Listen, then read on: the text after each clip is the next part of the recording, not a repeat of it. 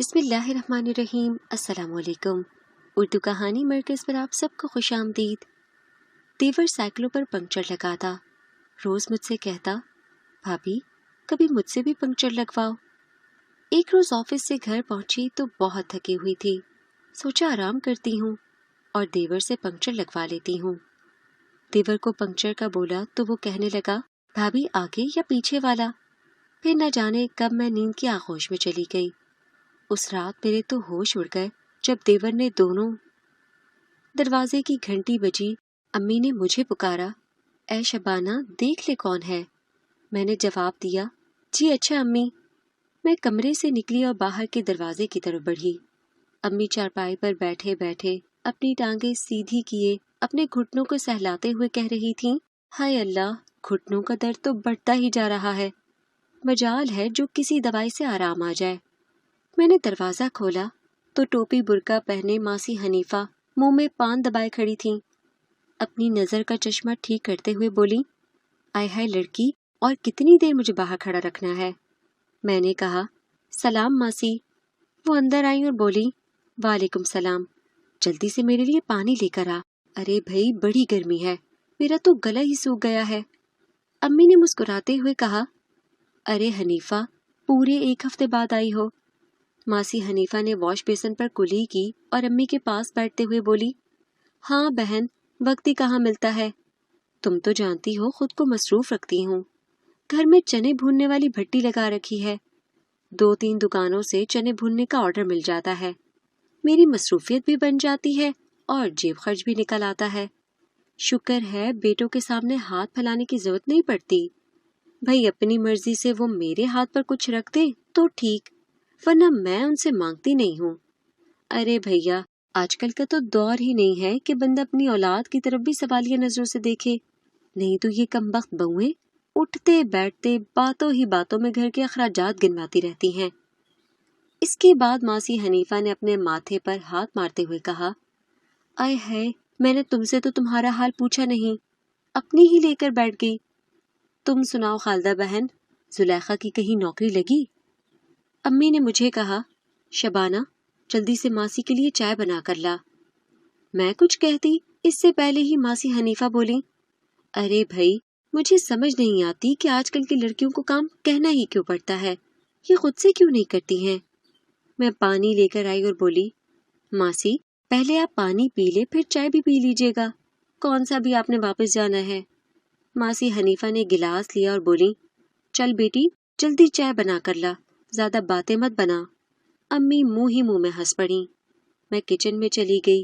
امی نے کہا، نہیں بہن، سارا دن دفتروں میں ماری ماری پھرتی رہتی ہے اور شام کو خالی ہاتھ لوٹ آتی ہے، دعا کرو کہ میری بیٹی کی نوکری لگ جائے۔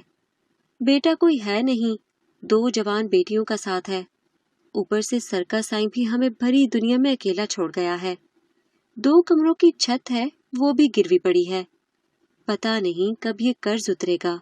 میرا تو دل ڈولتا رہتا ہے کہ یہ چھت بھی چلی گئی تو کیا ہوگا، ہم تو سڑک پر آ جائیں گے۔ اتنے میں چائے بنا کر لے آئی۔ میں نے کہا، امی آپ کیوں خود کو اتنا پریشان کرتی رہتی ہیں سوچ سوچ کر، آپ دل کی مریضہ بن چکی ہیں۔ اسی اثنا میں دروازے کی گھنٹی دوبارہ بجی۔ میں نے کہا، لو شکر ہے باجی آ گئی۔ میں نے دروازہ کھولا، باجی گھر کے اندر آئیں، انہوں نے سب کو سلام کیا۔ روزانہ پورے دن کی خاک چھاننے کے بعد جب بھی باجی شام کے وقت گھر آتی، ہم انہیں حسرت بھری نظروں سے دیکھتے کہ شاید وہ خوشخبری لے کر آئی ہوں، مگر ہمیشہ کی طرح آج بھی باجی کا چہرہ اترا ہوا تھا۔ وہ سیدھا اپنے کمرے میں چلی گئی۔ گھر کے ماحول پر سکوت طاری ہو گیا تھا۔ میں نے خاموشی توڑی اور کہا، امی آپ دیکھنا، ایک دن باجی کو اتنی اچھی نوکری ملے گی کہ چٹکی بجاتے ہمارے حالات بدل جائیں گے۔ مجھے اللہ پر پورا بھروسہ ہے، اور 2 مہینے بعد میرے بھی پیپر ہونے والے ہیں۔ میں نے تو سوچ لیا ہے کہ BA کا رزلٹ آتے ہی نوکری کی تلاش شروع کر دوں گی۔ میں کمرے میں گئی۔ ماسی حنیفہ نے امی کے کندھے پر تھپتھپاتے ہوئے کہا، خالدہ بہن فکر مت کرو، اللہ سب کا رازق ہے، کیا وہ اپنی مخلوق کو رزق کے بغیر چھوڑ دے گا؟ انسان کا رزق صرف اسی صورت میں رکتا ہے جب اس کی روح اس کے جسم سے باہر نکل جاتی ہے، جیتے جی کس کا رزق بند ہوا ہے؟ یہ بے چینی تو ہمارے نفس کی ہے جو ہمیں پریشان اور وسوسوں میں مبتلا رکھتی ہے۔ امی نے اپنی آنکھوں سے گرتے ہوئے آنسو پوچھتے ہوئے کہا، حنیفہ بہن، بات اتنی سی نہیں ہے، بیٹیوں کی شادیاں بھی کرنی ہیں، آخر یہ سب کیسے ہوگا؟ انہیں عمر بھر میں اپنی دہلیز پر تو نہیں بٹھا کر رکھوں گی۔ باجی تھکن کے مارے بیڈ پر لیٹی ہوئی تھی اور میں کرسی پر بیٹھی تھی۔ ہمارے بیچ گہری خاموشی تھی۔ ہم امی کی باتوں کو خاموشی سے سن رہے تھے۔ باجی بولی، شبانہ، کھانا ہے؟ مجھے بہت بھوک لگی ہے۔ میں نے کہا، جی باجی بالکل ہے، میں ابھی لے کر آئی۔ اگلی صبح باجی معمول کے مطابق پھر سے قسمت آزمانے نکل پڑیں۔ ہم صرف بہنیں ہی تھیں۔ ابو 2 سال پہلے دنیا سے چلے گئے۔ ابو کے جانے کا صدمہ امی نے اتنا دل پر لیا کہ وہ دل کی مریضہ بن گئیں۔ 6 ماہ پہلے امی کو ہارٹ اٹیک ہوا۔ امی کے علاج کے لیے پیسے نہیں تھے۔ باجی نے مکان گروی رکھوا کر بینک سے قرض لے لیا۔ ہماری امی کی جان بچ گئی۔ یہ قرض ہم نے 2 سالوں میں ادا کرنا تھا، لیکن نوکری ملے گی تو قرض اترے گا۔ ابو نے غربت ہونے کے باوجود ہمیں پڑھایا لکھایا۔ باجی ابو کی جیتے جی اپنی تعلیم مکمل کر چکی تھی۔ ہمارے لیے سب سے بڑا مسئلہ لیا ہوا قرض واپس کرنا تھا۔ شام کا وقت تھا، دروازے پر دستک ہوئی۔ امی آ گئی۔ میں دروازے کی طرف بھاگی۔ بہت دیر کر دی آنے میں، کب سے امی باہر گئی ہوئی تھیں۔ میں نے دروازہ کھولا اور امی گھر کے اندر داخل ہوئیں۔ میں نے سلام کے بعد کہا، امی، گھنٹہ ہو گیا ہے آپ کو باہر گئے ہوئے، میں پریشان ہو رہی تھی کہ آپ اپنے گھٹنوں سمیت کہیں گری نہ پڑی ہوں۔ امی نے برآمدے میں رکھی مسہری پر بیٹھتے ہوئے کہا، بہت ضروری کام سے گئی تھی بیٹا، جا جلدی سے میرے لیے چائے بنا کر لا، گھٹنوں کا درد تو واقعی بڑھتا جا رہا ہے۔ میں نے کہا، کون سا ضروری کام امی، کچھ بتائیں تو۔ امی نے مجھ سے نظر چراتے ہوئے کہا، وہ گھر میں پیسے ختم ہو گئے تھے، کل سے زلیخا کے پاس باہر جانے کے لیے کرایہ تک نہیں ہوگا، بس تھوڑا سا ادھار مانگا ہے۔ میں نے حیرت سے کہا، امی، کس سے ادھار مانگ لیا آپ نے؟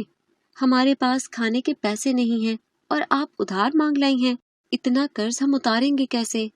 ویسے کس سے ادھار لیا ہے؟ امی نے دوبارہ نظر چراتے ہوئے کہا، شوکت سے لے کر آئی ہوں۔ میں چلائی، کیا آپ اس شوقی سے ادھار لے کر آئی ہیں؟ 1 نمبر کا بدماش ہے وہ۔ امی نے کہا، تو کیا کرتی؟ حنیفہ کے پاس پیسے نہیں تھے، 1-2 جگہ اور پتہ کیا، لیکن ہر کوئی اپنے مسئلے لے کر بیٹھ گیا۔ پھر کیا کرتی؟ مجبوراً شوکت سے ادھار لینا پڑا۔ گھر کا چولہا جلے یا نہیں، مگر زلیخا کے پاس آنے جانے کا کرایہ تو ہو۔ ایک امید تو ہوتی ہے کہ آج نہیں تو کل اسے کوئی نوکری مل ہی جائے گی۔ اتنے میں باجی گھر کے اندر داخل ہوئیں۔ ہم دونوں ہی باجی کو اچانک دیکھ کر چونک گئے۔ باجی نے کہا، امی، میں نے منع کیا تھا کہ اب آپ کسی سے ادھار نہیں لینا، مگر آپ ادھار لے کر بھی آئیں تو شوکت سے۔ ہم گھر کی کوئی چیز بیچ دیتے۔ امی نے کہا، کیا کیا بیچو گے بیٹا؟ گھر میں اب بچا ہی کیا ہے بیچنے کے لیے؟ اور قرض ہی تو لیا ہے، واپس کر دیں گے، کون سا ہم کہیں بھاگے جا رہے ہیں۔ باجی منہ بنا کر کمرے میں چلی گئیں۔ امی نے کہا، جا شاباش، جا کر کھانا گرم کر، زلیخا کو بھوک لگی ہوگی۔ مجھے بھی بہت بھوک لگی ہے۔ شوکت کا ریکارڈ محلے میں اچھا نہیں تھا۔ وہ اپنی پہلی بیوی کو طلاق دے چکا تھا، ہر کسی کے ساتھ لڑتا جھگڑتا رہتا تھا۔ محلے والے تو یہ بھی کہتے ہیں کہ وہ کوئی غیر قانونی کام بھی کرتا ہے، لیکن اس بات میں کتنی سچائی ہے اس کا کسی کو علم نہیں۔ امی کو قرض لیے 2 ہفتے ہی گزرے تھے کہ ایک دن شوکت کا خاص ملازم گھر آیا۔ اس نے قرض کا تقاضا کیا۔ امی نے کہا، بیٹا میں شوکت سے بات کر کے آئی تھی کہ جب میری بیٹی کی نوکری لگے گی تب قرض واپس کروں گی۔ وہ بولا، مجھے نہیں پتا چچی، مجھے تو شوکت بھائی نے خود بھیجا ہے، میں نے تمہیں بتا دیا ہے، تم خود اس سے بات کر لینا۔ امی نے کہا، اچھا ٹھیک ہے۔ وہ چلا گیا تو امی پریشان پریشان مسہری پر آ کر بیٹھ گئیں۔ میں اور باجی بھی قریب رکھی چارپائی پر بیٹھے ہوئے تھے۔ باجی نے کہا، جی امی، شوکت سے قرض لینے کا آپ کا شوق پورا ہو گیا؟ بات یہیں ختم نہ ہوئی۔ اب شوکت روزانہ ہی کسی نہ کسی کو قرض واپس لینے کے لیے بھیج دیتا۔ وہ ہمیں جان بوجھ کر پریشان کر رہا تھا۔ ایک دن تو حد ہی ہو گئی، اس نے پیغام کہلوا بھیجا، شوکت بھائی کہہ رہے ہیں کہ آپ ان کی سگی چچی کی طرح ہیں، اب آپ سے کیا قرض لینا، وہ آپ کے ساتھ رشتہ داری بنانا چاہتے ہیں، انہوں نے آپ کی بڑی بیٹی کا رشتہ مانگا ہے۔ اس کے بدلے وہ اپنا قرض بھی چھوڑ دیں گے۔ امی نے جو یہ سنا تو ان کا پارا ہائی ہو گیا۔ امی نے وہیں دروازے پر اپنی جوتی اتار لی اور اسے مارتے ہوئے بولی، چل دفع ہو جا یہاں سے خبیث، جا کر کہہ دے شوکے کو کہ 10,000 روپے کے بدلے میں اپنی بیٹی کی چپل بھی اسے نہ دوں۔ دفع ہو جا یہاں سے اور دوبارہ میرے دروازے پر مت آنا، جب پیسے ہوں گے تو میں خود پہنچا دوں گی۔ شوکت کا ملازم 2 جوتیاں کھا کر چلا گیا۔ شام کو باجی گھر آئیں تو یہ سن کر کہہ لگا لگا کر ہنستی رہیں۔ آخر کو کہہ رکے تو بولی، دیکھ لی امی، اب پتہ چل گیا آپ کو اس کی خباثت کا۔ امی منہ لٹکائے بیٹھی ہوئی تھیں، بولی، مجھے پتہ نہیں تھا کہ یہ اتنا خبیث ہوگا۔ باجی نے امی کے سامنے بیٹھتے ہوئے کہا، آپ فکر نہ کریں، اب سب ٹھیک ہو جائے گا، مجھے بہت اچھی نوکری مل گئی ہے۔ کیا؟ یہ سنتے ہی میرے کان کھڑے ہو گئے۔ میں چلائی، باجی اتنی بڑی خبر تم اتنے آرام سے سنا رہی ہو؟ امی نے کہا، سچ کہہ رہی ہو بیٹا؟ باجی بولی، سچ امی۔ میں باجی کے گلے لگ گئی۔ اس دن ہمارے گھر جشن کا سما تھا۔ باجی کی بہت اچھی کمپنی میں جاب ہوئی تھی، تنخواہ بھی ہماری توقع سے بہت اچھی تھی۔ جوتیاں کھانے کے بعد شوکت کے ملازم کو دوبارہ گھر آنے کی ہمت نہ ہوئی تھی۔ جب باجی کو پہلی تنخواہ ملی تو امی فخر سے خود شوکت کے 10,000 اس کے منہ پر مار کر آئیں۔ اس کے بعد تو ہمارے گھر کے حالات بدل گئے۔ ہم نے 2 سال کے اندر بینک کا قرضہ واپس کر دیا۔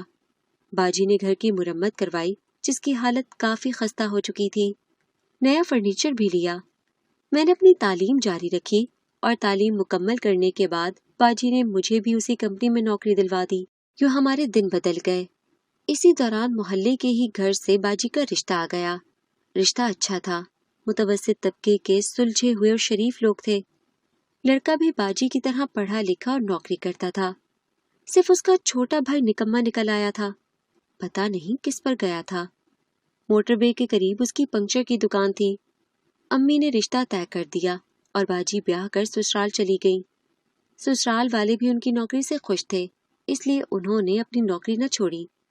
شادی کے فوراً بعد باجی کا پروموشن ہو گیا اور کمپنی کی طرف سے باجی کو گاڑی مل گئی۔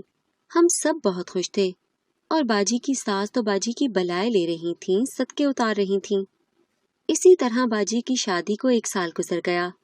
باجی کے شوہر نے انہیں گاڑی ڈرائیو کرنا سکھا دیا تھا۔ باجی خود گاڑی ڈرائیو کر کے اپنی کمپنی جاتی تھیں۔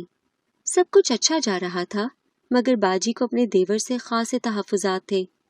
وہ نکما ٹھیک طرح سے اپنا کام کرتا نہیں تھا اور ہر وقت بھائی سے یا باجی سے پیسے مانگتا رہتا تھا۔ باجی جب بھی گھر آتی تو مجھے اس کے بارے میں بتاتی رہتی۔ وہ ہر وقت باجی کو یہی کہتا رہتا کہ بھابھی، دیور سے ناراضگی ہو سکتی ہے مگر پنکچر سے تو نہیں۔ تمہاری گاڑی خراب ہو جائے تو میری دکان کے سامنے والی دکان سے پنکچر لگوا لیتی ہو، مگر مجھ سے نہیں لگواتی۔ یہ تو غلط بات ہے۔ مگر باجی کہتی کہ انہیں اس کے پاس کھڑا ہونا بھی پسند نہیں ہے کیونکہ وہ بہت بدتمیز ہے۔ ایک دن باجی کمپنی سے واپس آ رہی تھیں۔ ان کی کمپنی میں کوئی تقریب تھی جس کی وجہ سے انہیں دیر ہو گئی تھی۔ رات کے 9 بج گئے تھے۔ جیسے ہی باجی اپنے دیور کی دکان کے سامنے سے گزری، ان کی گاڑی کا ٹائر پنکچر ہو گیا۔ باجی نے گاڑی کے شیشے میں دیکھا تو ان کا دیور دکان کے باہر بیٹھا گاڑی کو حسرت سے دیکھ رہا تھا۔ چاروں ناچار باجی گاڑی سے اتری اور انہوں نے کہا، حبیب، لگتا ہے میری گاڑی کا ٹائر پنکچر ہو گیا ہے۔ وہ بولا، اگر اجازت دیں تو میں دیکھ لوں؟ باجی نے کہا، ہاں دیکھ لو۔ اس نے ٹائر کا بغور معائنہ کیا تو پتہ چلا کہ واقعی گاڑی کا ٹائر پنکچر ہو چکا ہے۔ اس نے کہا، بھابھی، ٹائر پنکچر ہو چکا ہے، آپ کا شک درست ہے۔ باجی نے کہا، چلو ٹھیک ہے، تم پنکچر لگاؤ، میں گاڑی میں ہی بیٹھتی ہوں۔ یہ سن کر باجی کا دیور خوش ہو گیا۔ باجی گاڑی میں بیٹھ گئی اور وہ پنکچر لگانے لگا۔ پتہ چلا کہ دونوں ٹائر پنکچر ہو گئے ہیں۔ باجی نے کہا، چلو دونوں ٹائر چینج کر دو، لگتا ہے آج دیر ہو ہی جائے گی۔ باجی نے اپنے شوہر کو فون کر کے تفصیل بتائی اور گاڑی کے اندر ہی آنکھیں موندے لیٹ گئیں۔ باجی کی آنکھ لگ گئی۔ جب ان کے دیور نے ٹائر چینج کر دیے تب اس نے باجی کو اٹھایا۔ بھابھی، ٹائر تبدیل ہو گئے ہیں۔ باجی آنکھیں ملتے ہوئے بولی، ہاں، اچھا؟ ان کا دیور بولا، جی، آپ کی گاڑی کے دونوں ٹائر تبدیل کر دیے ہیں، آپ سو گئی تھیں۔ باجی نے کہا، او اچھا، مجھے یاد آیا۔ اتنے میں پولیس کی وین کے ساتھ 4 گاڑیاں وہاں پہنچ گئیں۔ पुलिस की वैन देखकर बाजी के देवर के औसान खता हो गए। वो वहां से भाग पड़ा, मगर कहाँ भागता, पुलिस वालों ने उसे पकड़ लिया। गाड़ियों के अंदर से कई लोग निकल आए, सब बहुत गुस्से में नजर आ रहे थे। बाजी गाड़ी से निकल आई। थानेदार ने उनके देवर को कॉलर से पकड़ लिया और बोला, बताओ हर किसी की गाड़ी तेरी दुकान के सामने से गुजरते हुए ही क्यों पंक्चर होती है? बाजी का देवर बहुत घबराया हुआ था। बोला, मुझे क्या मालूम साहब, मैं कोई टायरों की जबान थोड़ी समझता हूँ। थानेदार ने एक जन्नाटेदार थप्पड़ उसे मारा और बोला, अच्छा, तू मेरी जबान तो समझता है ना? जैसे ही तेरी हड्डियों का सुरमा बनाना शुरू करूंगा, तू टायरों की जबान फर फर बोलने और समझने लगेगा। एक आदमी चिल्लाया, थानेदार साहब, इसकी छितरोल करें, तब इसे समझ आएगी। बाजी से रहा न गया। बाजी ने कहा, देखें, आप लोगों को कोई गलतफहमी हुई है। थानेदार ने कहा, ओ बीबी, तुम कौन हो? बाजी ने कहा, मैं इसकी भाभी हूँ। वो बोला, इस वक्त यहाँ क्या कर रही हो? बाजी ने कहा, वो मेरी गाड़ी के टायर पंक्चर हो गए थे। उसी लम्हे एक आदमी बाजी की बात काटकर बोला, देखा देखा थानेदार साहब, मैंने कहा था ना कि ये बात इतनी सीधी नहीं है। थानेदार ने बाजी के देवर को घसीट कर पुलिस वैन में डाला और बाजी से कहा, बीबी, इसके वाली वारिस को कह देना कि थाने आ जाएं। बाजी गाड़ी में बैठी और घर की तरफ रवाना हो गई। घर पहुंचकर बाजी ने घर वालों को सारा वाकया सुनाया। ये सुनते ही उसी वक्त बाजी के शौहर और ससुर पुलिस स्टेशन पहुंच गए। थाने में पुलिस वाले बाजी के देवर की इज्जत अफजाई में मसरूफ थे। बाजी के ससुर ने थानेदार से कहा, साहब जी, ये मेरा बेटा है हबीब, क्या गलती हो गई मेरे बेटे से? थानेदार ने कहा, ओए रहमत, इनके पुत्र को निकाल ला हवालात से। एक पुलिस वाला बाजी के देवर को हवालात से निकाल लाया। बाजी का देवर बुरी तरह रो रहा था। थानेदार ने कहा, बुजुर्गो, इन लोगों को देख रहे हो? बाजी के ससुर ने वहीं बैठे 6 अदद अफराद पर नजर डाली और बोले, जी। थानेदार ने कहा, इन सब की गाड़ी तुम्हारे बेटे की दुकान के सामने से गुजरी और इनकी गाड़ी के टायर पंक्चर हो गए। इनके अलावा 2 और गाड़ी वालों की गाड़ी के टायर पंक्चर होने की कुछ देर पहले मुझे शिकायत मिली है। बाजी के शौहर ने कहा, थानेदार साहब, खुलकर बात करें। थानेदार ने कहा, मैं खुलकर नहीं कहूंगा, अपने शैतान भाई से पूछ लो। बाजी के शौहर ने भाई से कहा, हबीब, क्या बात है, बताओ हमें। हबीब बोला, भाई, मेरी अच्छी दिहाड़ी नहीं लग रही थी, तो मैंने कांच के कुछ टुकड़े जमीन पर इस तरह गिरा दिए कि यहाँ से जो गाड़ी गुजरे उसके टायर पंक्चर हो जाए। चूंकि मोटरवे पर गाड़ियां इसी रास्ते से आती जाती थीं और मोटरवे पर आने जाने के लिए वो मेन रास्ता था, लिहाजा जिसकी गाड़ी दुकान के ऐन सामने पंक्चर होती तो जाहिर है उसका फायदा मुझे होना था। थानेदार बोला, हाँ जी, ये बात सुन ली है बुजुर्गो। बहरहाल बाजी के ससुर ने लोगों से माफी मांगी। उन्होंने टायरों के पैसे भी देना चाहे, मगर उन्होंने ना लिए। कुछ पैसे थानेदार को दिए और बड़ी मुश्किल से मामला रफा दफा हुआ। बाजी का देवर घर पहुंच गया। पुलिस ने उसकी ऐसी छितरोल की थी कि आइंदा ख्वाब में भी उसने ऐसा काम नहीं करना था। वो शर्म के मारे किसी से नजरें तक नहीं मिला रहा था, खासकर बाजी से, क्योंकि बाजी की गाड़ी के टायर भी उसकी जहानत